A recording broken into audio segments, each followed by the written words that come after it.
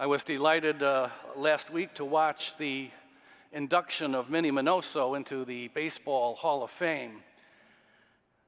Quite an act of charity on my part, being a Cub fan, even acknowledging that. But Minnie was a parishioner of my former parish, and I had the great privilege of presiding at his funeral. And he was the real deal. You know, he was vivacious, charismatic, loving. To meet him, you just really, really were taken by him. You know, he had that kind of a smile that could melt an iceberg. And he was probably one of baseball's greatest ambassadors. But his career wasn't all happy smiles and wonderful moments. He was the Jackie Robinson of Chicago. He broke the color barrier. And he suffered tremendously in the early years of his career. And being on the receiving end of racial slurs, when the Sox were playing in towns in the South, he couldn't stay at the same hotel as the other players. He couldn't eat at the same restaurants. I remember one time saying, Minnie, how did you do it? How did you just not lose heart? And he said, kindness. I'd always respond with kindness.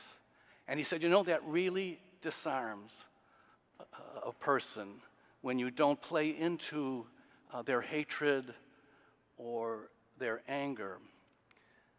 A remarkable person who made a big difference in the life of Chicagoland.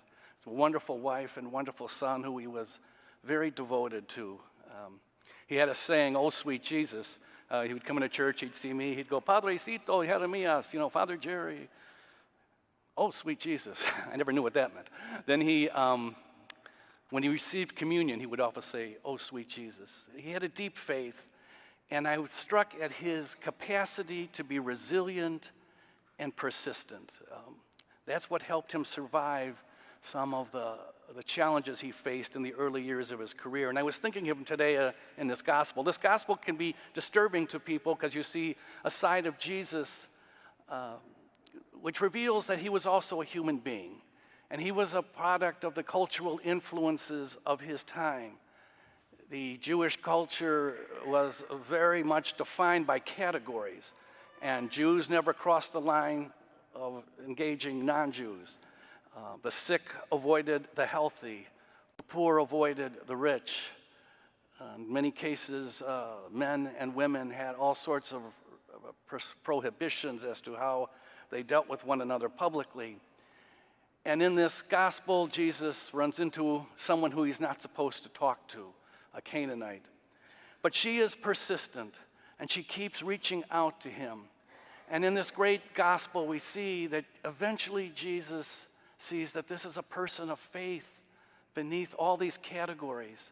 She's a child, a daughter of God, just like anybody else. And in a moment, he heals her daughter of her illness.